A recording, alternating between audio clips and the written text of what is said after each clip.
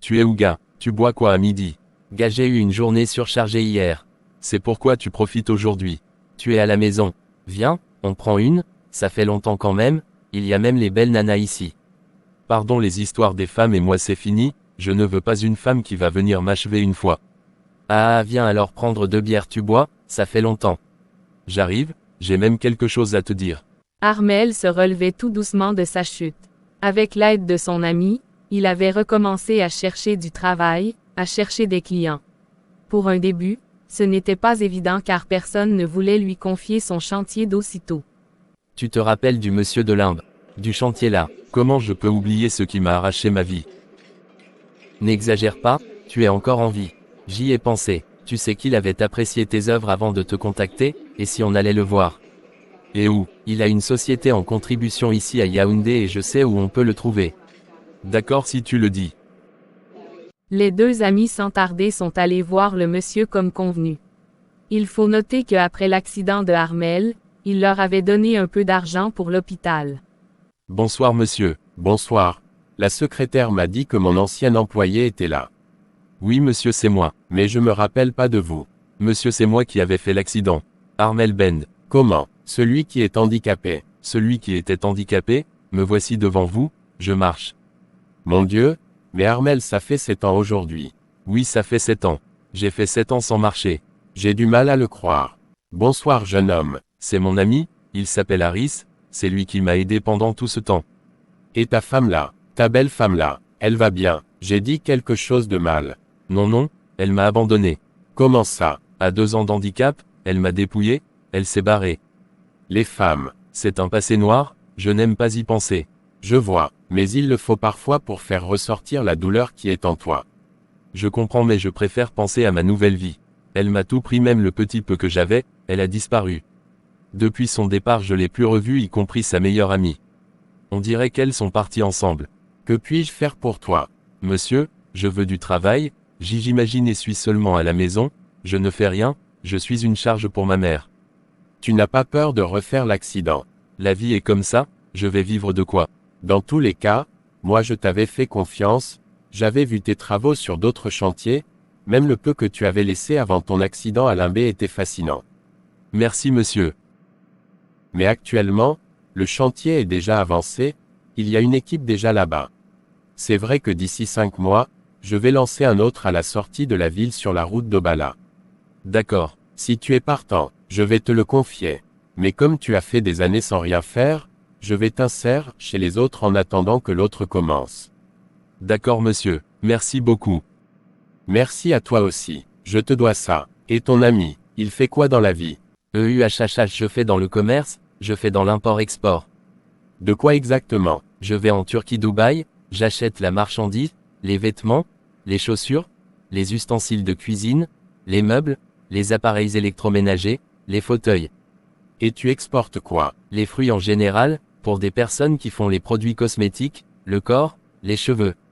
Je vois. En ce qui concerne mes appartements meublés, on va travailler ensemble pour les meubles, j'aime le confort. D'accord monsieur. Voilà comment Armel avait recommencé avec l'aide du monsieur. Pendant ce temps je continuais ma misère dans les griffes de ce Steve. 3 ans après, Armel se reconstruisait, il était full-time au travail, il n'avait pas de temps pour les jeux. Il consacrait tout son temps au travail. Maman tu penses que je peux acheter le terrain où? Le terrain, déjà. Oui maman, j'ai envie de construire une grande maison. On ira vivre là-bas tous les deux. Et ta famille? Tu as droit à une famille? Depuis je t'observe, je crois qu'il est temps qu'on en parle. Tu as déjà plus de 30 ans Armel. Ça fait 3 ans aujourd'hui tu as retrouvé la mobilité de tes jambes, trouve-toi une femme, si la première est partie ça ne veut pas dire que toutes sont pareilles. Maman je sais, j'ai 39 ans déjà, je sais que tu veux des petits-fils, moi aussi d'ailleurs, j'ai peur de retomber amoureux. Il te faut une thérapie. Kenny m'a déchiré le cœur. Ça fait les années aujourd'hui, il faut passer à autre chose, certainement elle vit sa vie tranquillement et pourtant jusqu'aujourd'hui toi tu en souffres. J'ai compris maman. J'espère bien. Regarde-moi je suis déjà vieille. Je dois porter ton enfant avant de partir de ce monde. Maman je te promets, je vais te donner les petits-fils. Ça commence par la femme. J'ai compris chef. Armel ne voulait pas entendre les histoires des femmes car malgré tout sa blessure restait ouverte. Il a essayé de se mettre en couple avec des femmes, mais ça finissait toujours mal car il avait peur de s'impliquer dans la relation et par la suite à la moindre difficulté, la fille allait partir moi de mon côté, le monsieur chez qui j'allais faire les week-ends quand il était en mission me proposa un jour quelque chose qui allait changer ma vie. Kenny, ça fait des années aujourd'hui que tu t'occupes de moi, je vais t'aider. M'aider, comment? Je vais t'aider à t'évader. Je vais chercher les informations, le premier vol pour le Cameroun, tu y seras, tu vas rentrer chez toi. Steve, il va me tuer. J'ai un plan, il ne saura pas que c'est moi. Il ne saura rien. Toi tu vas rentrer, je vais te déposer, je vais lui dire que je rentre au pays. Demain matin, je vais lui dire que je ne suis plus rentré par message, que mon chauffeur va passer te chercher, j'ai encore besoin de toi. Ensuite, Calme-toi, fais-moi confiance. il a tous mes papiers, tous mes documents, mon passeport, tout. Ne t'inquiète pas, je vais gérer ça, c'est un détail. Il faut juste que tu arrives au Cameroun, c'est le plus important, tu sais pourquoi je le fais. Parce que tu m'as marqué depuis le premier jour, tu m'as dit que tu voulais mourir, j'ai pensé à ma petite sœur et à mes 2 filles. Bref, demain, sors comme d'habitude. Le même scénario se répéta il y a 8 ans quand je partais sans rien du Cameroun. Là je m'apprêtais à quitter les USA sans rien, juste mon petit sac à main vide. Le plan de ce monsieur avait marché. Il m'attendait à l'aéroport pour partir. Moi j'allais au Cameroun, et lui dans son pays, je ne sais pas comment il avait fait pour m'acheter le billet d'avion et tout le reste sans aucun papier. J'étais de retour au pays dans un sale état. 8 ans de prostitution intense. Il était prévu que lorsque Steve allait remarquer ma disparition, il allait demander au monsieur, et ce dernier allait lui dire qu'il était parti après m'avoir déposé. Certainement un coup monté avec quelqu'un d'autre. Je suis arrivée à l'aéroport de Yaoundé toute pâle. Je n'arrivais pas à croire que j'étais hors des griffes de ce vampire. Il était environ 4 heures. J'ai attendu le matin, j'avais un peu d'argent que le monsieur m'avait remis. J'ai changé à l'aéroport, c'était pas grand-chose. Ça me faisait au total une somme 55 000 FRSJ. Je suis resté là à réfléchir pendant des heures et des heures, je ne savais pas comment j'allais faire, ni où aller, je n'avais pas de famille, je n'avais personne. J'avais eu une idée de prendre un taxi pour aller chez Anita afin où elle vivait chez sa sœur. Je suis sorti de l'aéroport comme j'étais parti, toujours avec le sac. Il y a 8 ans j'avais pris un taxi, à qui j'avais bien indiqué le quartier où je me rendais. Il m'avait déposé. Je suis arrivé là-bas, le voisin m'a dit qu'ils avaient déménagé pour Douala mais que Anita était partie bien avant, elle avait eu une opportunité au Sénégal. J'étais déboussolé, je n'avais pas d'issue, je réfléchissais à comment faire, je ne voyais rien du tout dans ma tête. Vous pouvez me donner le numéro du bailleur. Je doute fort qu'il puisse avoir ça. Pourquoi? Mais ça peut exister même dans les archives. Le bailleur est décédé il y a 3 ans aujourd'hui. C'est sa fille qui gère maintenant, elle est d'abord compliquée. Si tu peux me donner le numéro, ça sera bon. Dans tous les cas, je t'aurai prévenu. Merci monsieur. Il m'a remis le numéro sur un bout de papier car je n'avais même pas de quoi noter, juste un sac à main vide. Je suis parti en route, chercher un call box pour joindre la dame. J'ai appelé plusieurs fois sans succès. Je suis allé m'asseoir dans une boutique pour attendre. 1 heure après, je suis allé encore essayer. Bonsoir madame. Je vous écoute. Je suis Kenny Fossey. Je fais quoi avec votre nom? Vous voulez quoi? Je cherche une famille qui vivait chez vous à la Cité Verte. Je suis détective, je veux savoir ce que vous me voulez exactement. Le couple s'appelait Mbakop, on m'a dit qu'ils ont déménagé pour Douala. Je veux avoir leur numéro s'il vous plaît madame, c'est important. Je vous en prie, aidez-moi. Désolé, je ne connais pas cette famille, mon père est décédé, c'est lui qui les connaissait. Vous pouvez fouiller dans les archives, je vous en supplie. Madame, j'ai affaire. TSUIPPPP, au revoir. Elle m'avait raccroché au nez sans même m'écouter. Il me fallait réfléchir sur ce que j'allais faire. Aller chez Armel était la dernière idée qui me venait en tête car je culpabilisais. Je suis resté là toute la journée à réfléchir, je n'avais pas de toit. Je n'avais rien, je n'avais même pas faim. D'ailleurs ces dernières années je ne mangeais même pas. J'avais tellement maigri que si Armel me voyait, Il allait me méconnaître car j'étais méconnaissable. J'étais laide, j'avais changé. J'avais noirci avec les difficultés auxquelles je faisais face. Je suis restée assise là toute la journée. Vers 18 heures, j'avais eu une idée de chercher l'auberge dans laquelle je pouvais passer la nuit. J'avais encore 52 000, je me suis renseignée, j'avais pris une chambre, la nuit était 3 000, et je devais sortir à midi. Je me suis installée, il fallait que je réfléchisse. J'avais payé une semaine. Ils m'ont demandé 30 000 car il me fallait d'abord épargner au moins ou dormir pendant une semaine avant de trouver une solution. Le lendemain, j'avais pris le bain, je suis sortie pour chercher un petit téléphone avec la puce de 10 000 FRS. Je me suis mise à harceler la dame. Toujours pas de réponse. À chaque fois qu'elle prenait, elle me répondait de manière désagréable. Tout ce qui m'intéressait était le numéro car j'avais espoir que je pouvais retrouver au moins Anita. J'ai fait 5 jours, à attendre sans aucune compassion de la part de cette dame. Elle m'a appelé pour me dire qu'elle avait trouvé le numéro sur un reçu de paiement. Merci beaucoup madame. C'est le seul d'ailleurs, et je crois que c'est celui de la dame. J'ai vu écrit madame, MBAKOP, bonne chance à vous et ne m'appelez plus. Merci madame. Je priais fortement dans mon cœur que ça soit le bon. J'avais d'abord fait une prière, avant de lancer l'appel. Malheureusement ce numéro ne passait plus certainement, elle ne l'utilisait plus. Tous mes espoirs étaient à l'eau, j'étais déçue car je me voyais directement à la rue. Je n'avais plus rien sur moi car le peu qui était resté, m'avait permis d'avaler quelque chose. Il ne me restait que 2 jours. Le 6e jour je suis allée voir la réceptionniste. Bonjour madame, vous allez bien? Bonjour, ça va bien. Vous avez besoin de quelque chose? Je ne sais même pas par où commencer, en fait madame, j'ai besoin du travail, je vous en supplie, même si c'est pour laver les toilettes, faire le ménage, j'ai besoin du travail, nettoyer, la lessive, la vaisselle. Aidez-moi. Oulala, je suis désolée madame, on n'a pas de travail à vous donner. Ce n'est pas possible, je vous en supplie sinon je serai à la rue. Désolée madame, tout est occupé. On n'a pas de place pour vous. Je suis vraiment désolée. D'accord, merci. Je n'avais plus rien, ni même où dormir, je devais sortir le lendemain à midi.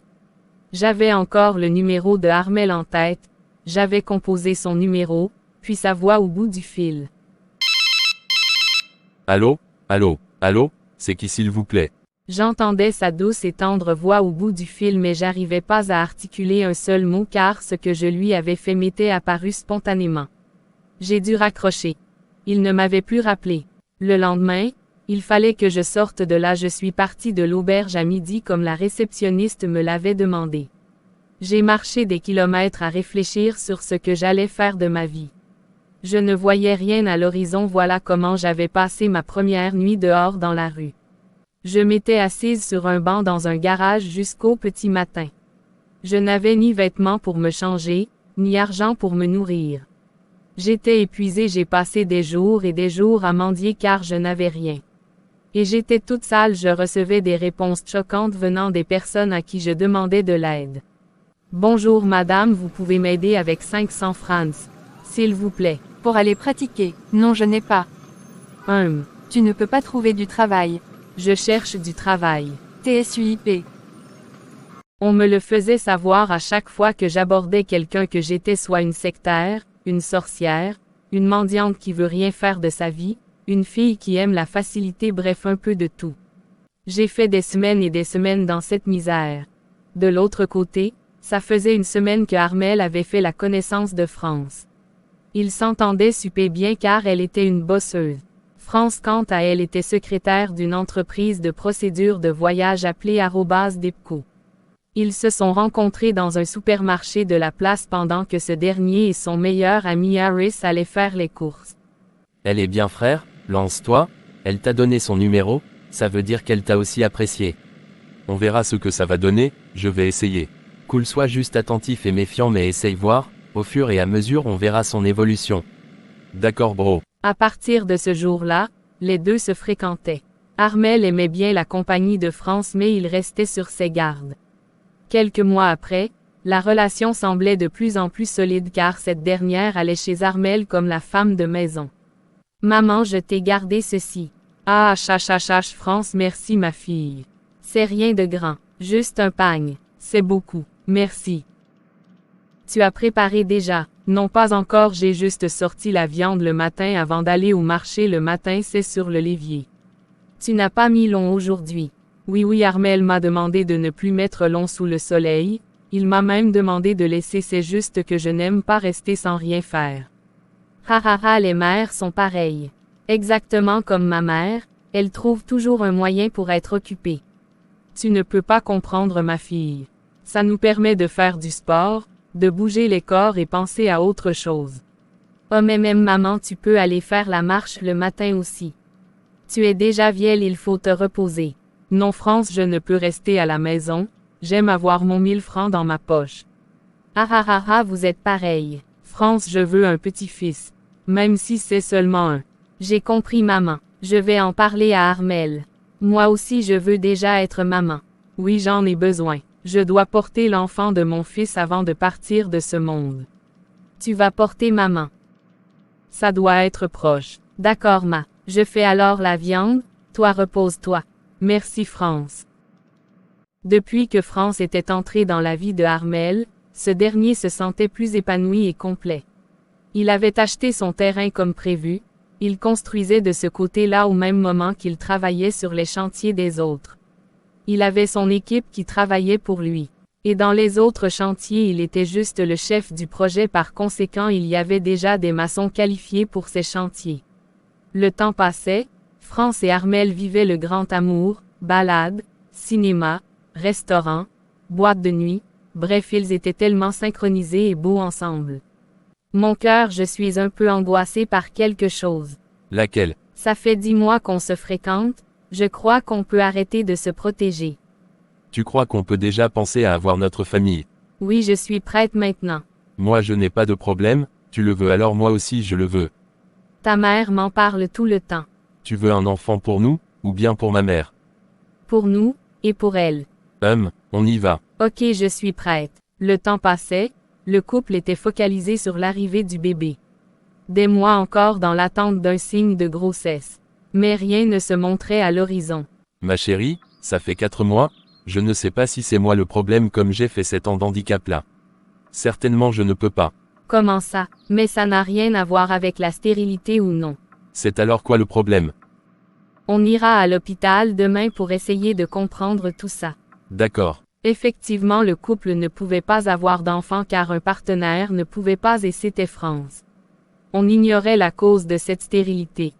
Malgré cette situation un peu gênante pour Armel, ce dernier continuait à rassurer sa petite amie en l'emmenant dans les hôpitaux pour savoir la cause ainsi que les solutions pour pallier à ce problème. Ne t'inquiète pas, on va trouver une solution. Comment? Ma mère m'a dit qu'elle connaît une maman à Monatel qui peut t'aider. Monatel, c'est où? Dans la Lecky. D'accord. On attend alors quoi? On peut y aller maintenant. Non, j'ai le travail, on ira le week-end. D'accord bébé. Arrête de t'inquiéter, tout se passera bien. Je suis inquiète, tu es unique à ta mère, il te faut un enfant au moins chéri. Tu m'en donneras, j'en suis sûr. Il est vrai que Armel ne voulait pas lui montrer qu'il était tout autant paniqué qu'elle car il se disait qu'il créait tout cet héritage pour qui s'il n'avait pas un seul enfant. Gars, ça me dérange, je ne sais pas comment faire.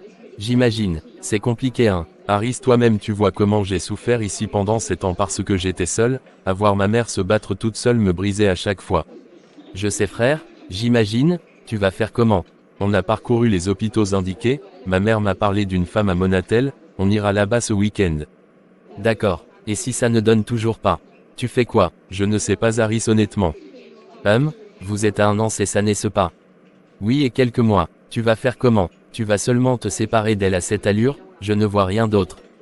Me séparer d'elle, ce dont on a reproché à Kenny, tu te rappelles. Mais c'est pas pareil. Mais si c'est toujours un handicap. Tu vas alors faire quoi avec une femme qui ne peut pas te donner un enfant? Je ne sais pas encore mais je sais qu'il y aura une solution. Laquelle? Si la mère là ne peut rien pour vous. Ne sois pas trop optimiste Armel. Prépare déjà un plan B. Je suis optimiste, tout se passera bien. Armel n'arrivait pas à concevoir cette réalité qui pouvait l'emmener à penser comme Harris le lui demandait. Et le pire c'était qu'il devait faire à France ce que je lui avais fait. Il ne supportait pas cette idée. Le week-end qui suivait, tout enthousiaste, le couple se rendait à Monatol avec la maman de Armel. Tout se passa très bien pour eux, ils reprirent la route pour rentrer sur Yaoundé. La dame avait des potions à boire et à se purger. Des mois et mois France suivait ce traitement à la lettre. Mais toujours pas d'évolution. Au contraire, toutes ces choses avaient même bouché ses trompes. Il fallait encore qu'elle subisse d'autres traitements pour les nettoyer. Aucune évolution jusqu'ici, Armel quant à lui était toujours dans ses occupations. Et surtout qu'il voulait rapidement finir sa maison et s'installer car il n'était plus très à l'aise chez sa maman. Allô gars, tu es où? J'ai un ami là qui a besoin de ton expertise dans son chantier. Comment ça? Il est déjà en construction. Oui, apparemment, ces murs ne sont pas droits d'après lui. Mais son chef chantier et son équipe lui disent qu'il se trompe. Je lui ai dit que je vais t'envoyer là-bas regarder un peu. Ce n'est pas gratuit. Je le lui ai dit bro. En même temps les boss là sont comme ça, certainement les gars là ont raison, les boss là trouvent toujours un truc à dire sur leur travail.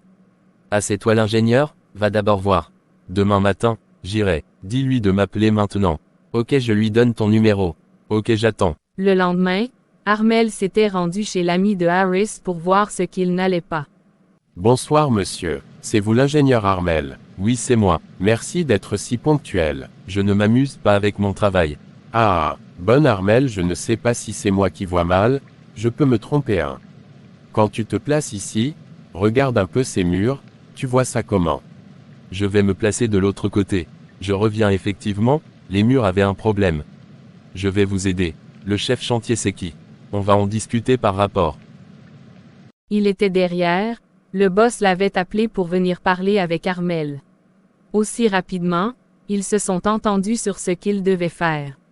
Bon, demain je reviens alors, aujourd'hui je suis pressé, je dois livrer un travail avant 18h.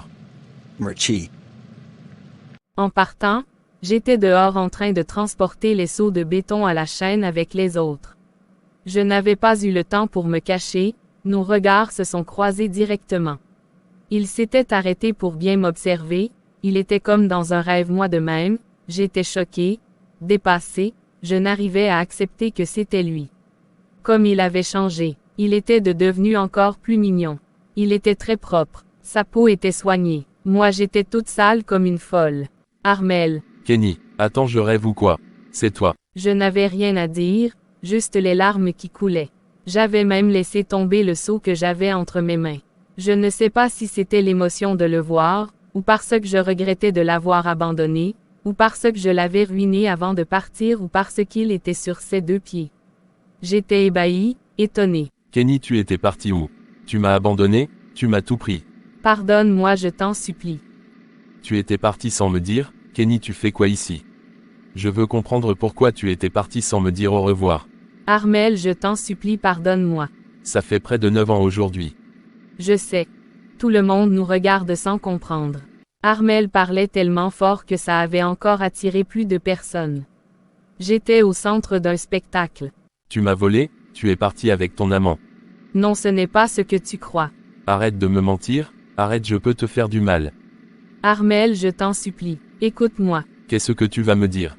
Tu m'as abandonné, j'ai fait 7 ans sur cette chaise roulante. Juste ma mère qui était à mes côtés et mon ami Harris qui a toujours été là.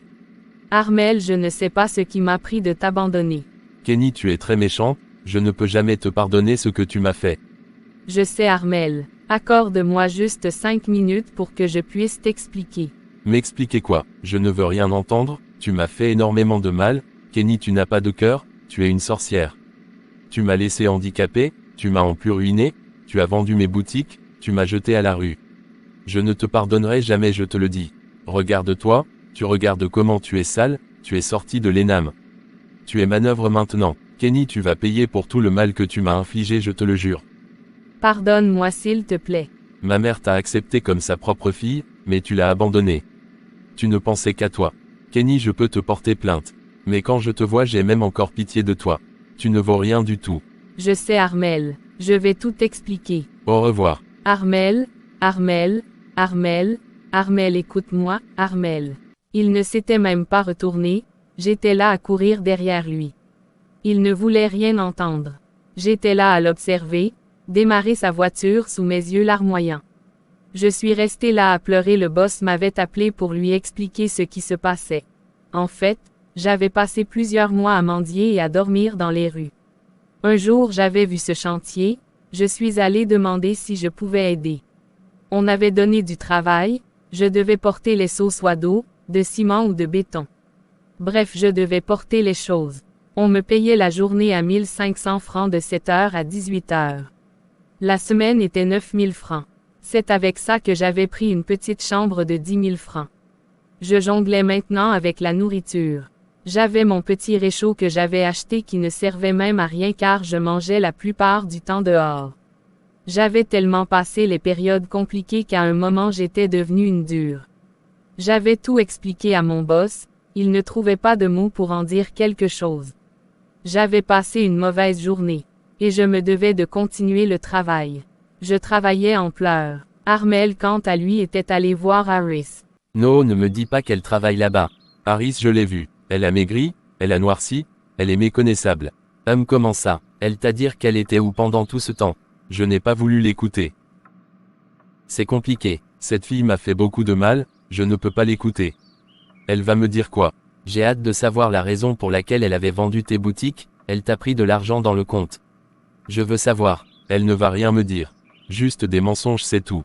Calme-toi Armel, calme-toi. J'ai aimé cette fille, je lui ai donné tout mon cœur, toute ma vie, ma mère, tout, je lui ai tout donné mais elle n'a pas hésité à me décevoir. Calme-toi, tu ne trouves pas que c'est mieux de l'écouter? Non, je n'ai rien à lui demander, elle va le payer. Je rentre chez moi. Armel était dans tous ses états. On dirait que l'amour qu'il avait éprouvé pour Kenny refaisait surface. Tout le mal enterré remontait. France l'avait appelé toute la journée, il ne voulait parler à personne ni même expliquer à sa mère ce qui le mettait dans cet état. Des jours et des jours il ne parlait à personne. Allô, tu es où? À la maison. Je viens, il faut qu'on parle. Harris, je n'ai envie de parler à personne. J'arrive. Harris avait laissé Kenny s'expliquer, en fonction de ce qu'elle allait dire, ils allaient voir comment gérer ce problème. Ça te détruit? Je ne peux pas accepter te voir comme ça plus longtemps encore Armel. Je ne veux plus la voir. Je te demande pas d'aller la voir, juste l'écouter seulement. Ça te fera du bien. Tu pourras enfin fermer cette page définitivement. Voilà les deux amis qui partaient pour écouter Kenny Fossey.